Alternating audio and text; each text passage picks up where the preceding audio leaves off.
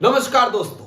बिहार की राजधानी पटना से आज जिस तरीके की तस्वीरें आई है वो तस्वीरें हैरान करने वाली है, क्योंकि आज राजधानी पटना में जनसैलाब उमड़ा था। जनसैलाब, ये जनसैलाब किसी पार्टी के नेता की रैली में नहीं बल्कि वक्फ कानून के खिलाफ राजधानी पटना के गांधी मैदान में उमड़ा था। दोस्तों, इस जनसैलाब ने बिहार में कहीं ना कहीं इस विधानसभा के चुनाव से पहले यह संकेत भी दे दिया है कि खेला तो होगा बिहार में। बिहार के मुसलमान अब इधर उधर भटकेंगे नहीं।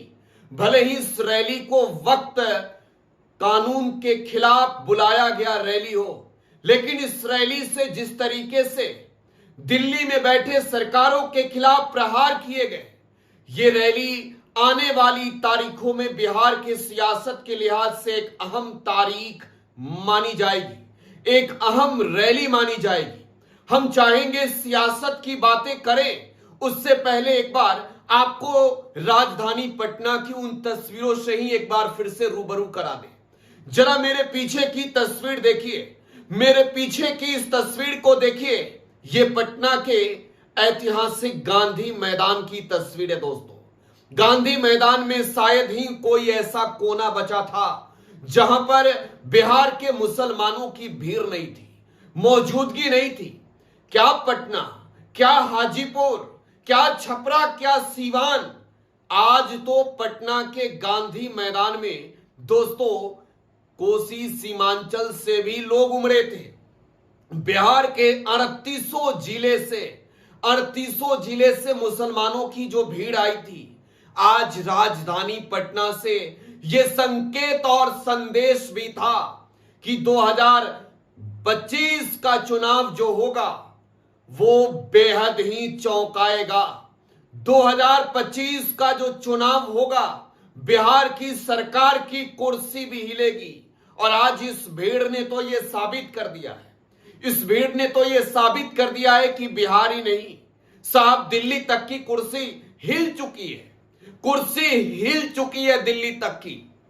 अब देखिए, पटना में नीतीश कुमार, पटना में सम्राट चौधरी, पटना में दिलीप जायसवाल, पटना में विजय सिन्हा, पटना में तमाम एनडीए के नेता, और उसी पटना की ये भीड़ वाली तस्वीर, उसी पटना की ये भीड़ वाली तस्वीर दोस्तों, ये पटना की भीड़ बता रही है कि गूंज दिल्ली तक पहुंच चुकी है, दिल्ली तक गूंज पहुंच चुकी है। अब मैं आपको सीधे इसके सियासी फायदे और नुकसान की भी बात करूंगा।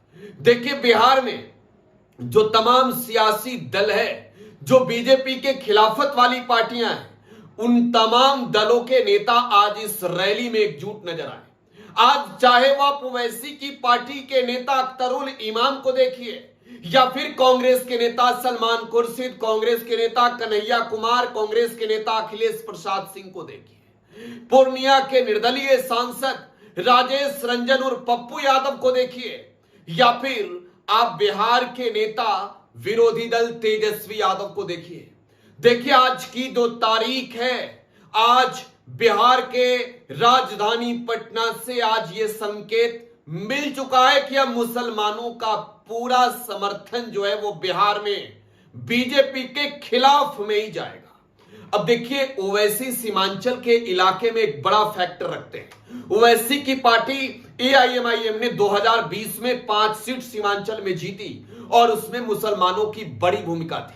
बिहार में जो महागठबंधन है, 2020 के चुनाव में सबसे ज्यादा कहीं कमजोर पड़ी तो वो सीमांचल है।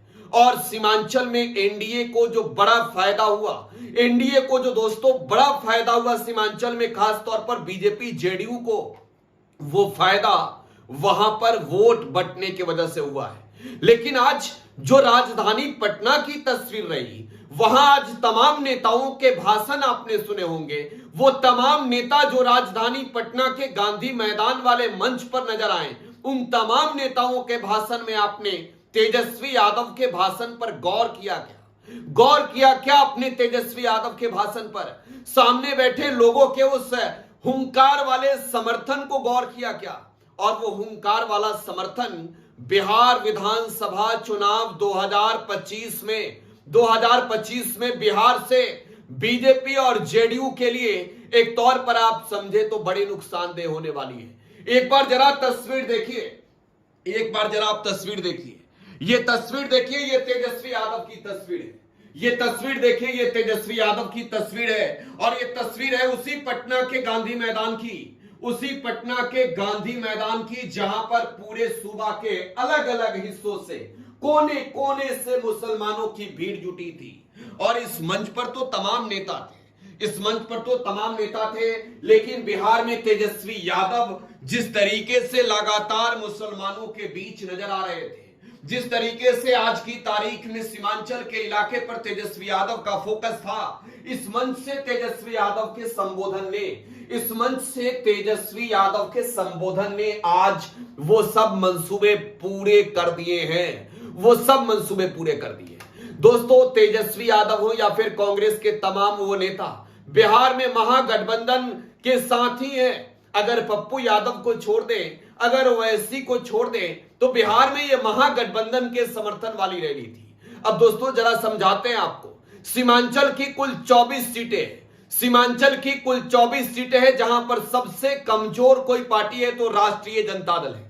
2020 के चुनाव में सीमांचल में आरजेडी को बड़ी हार का सामना करना पड़ा।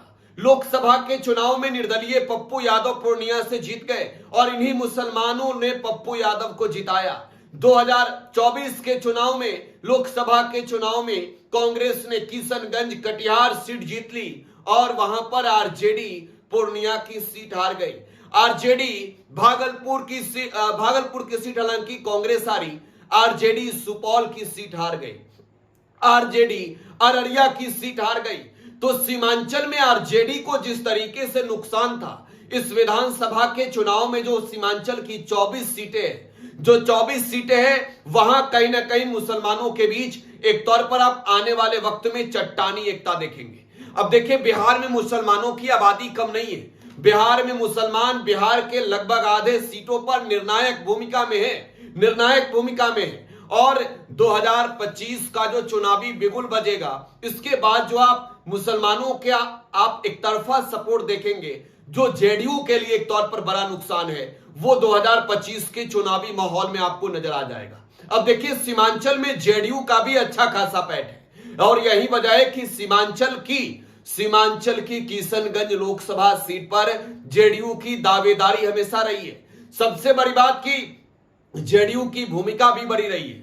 जेडीयू के कैंडिडेट जो है वो सीमांचल के कटिहार सीट पर भी लड़े। सीमांचल में 2019 का चुनावी परिणाम देखें तो जेडीयू ने जो है वो कटिहार सीट जीती, बीजेपी ने दोस्तों अररिया की सीट जीती, जेडीयू ने पूर्णिया की सीट जीती और मात्र एक सीट कांग्रेस जो है वो पूरे बिहार में महागठबंधन की ओर से किशनगंज की सीट जीती थी।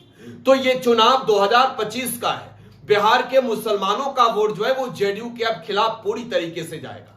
जेडीयू सीमांचल के इन इलाकों में मुस्लिम कैंडिडेट को भी टिकट देती है और यही वजह है कि इस बार अब जब ये मुसलमानों की एकजुटता नजर आई है तो कहीं ना कहीं नीतीश कुमार की मौजूदगी का भी इंतजार था। नीतीश बिहार में कहते हैं कि वो सबके हैं, लेकिन मुसलमानों ने साफ तौर पर समझ लिया कि नीतीश उनके नहीं है। वक्त संशोधन बिल के खिलाफ जो है वो पूरी तरीके से एकजुटता जब दिखानी थी, तब भी नीतीश कुमार के कई नेताओं ने भले ही समर्थन दिया इस आंदोलन को, लेकिन उनकी पार्टी ने आधिकारिक रूप से समर्थन दिया उस बिल को। एनडीए की सरकार बिहार में अगर जाएगी तो दिल्ली वाली सरकार पर भी असर पड़नी तय है। अब जरा समझिए कि बिहार में चुनाव है दोस्तों, और ये चुनावी साल है। मुसलमानों की एकजुटता मैं एक बार आपको तस्वीर दिखाना चाहूंगा। डिस्प्ले पर आप ये तस्वीर जो देख रहे हैं,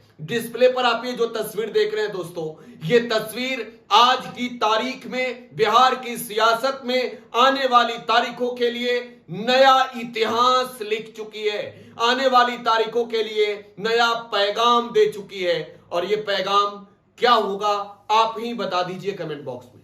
फिलहाल आप टुडे बिहार न्यूज के साथ बने रहें। धन्यवाद।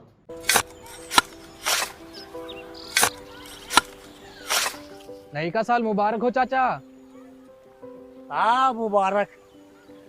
जब तक ये सरकार बा तब तक नया साल मुबारक कहा। का बात करत बाड़? बात ई बा, साल चाहे नया होके दिन चाहे, हमार जिंदगी में तो बस दुख है, दुख बा। बाढ़ के समस्या 10 का 10 बा। फसल बर्बाद हो जाला या ऑन पॉन बिक जाला, ना कोई उपाय बा ना कोई राहत। बात तो सच बा चाचा, फिर से बाहर जाए के सोचे के पड़ रहा है कि सरकार से कुछ ना हुई। कबू कबू तो लागेला हमरे मजदूरन की जिंदगी में कोनो नया साल सच में मुबारक हुई। नया साल तो तब मुबारक हुई जब नई सरकार आई। बात तो सही बा चाचा। नया साल, नई सरकार, नया संकल्प, नया बिहार।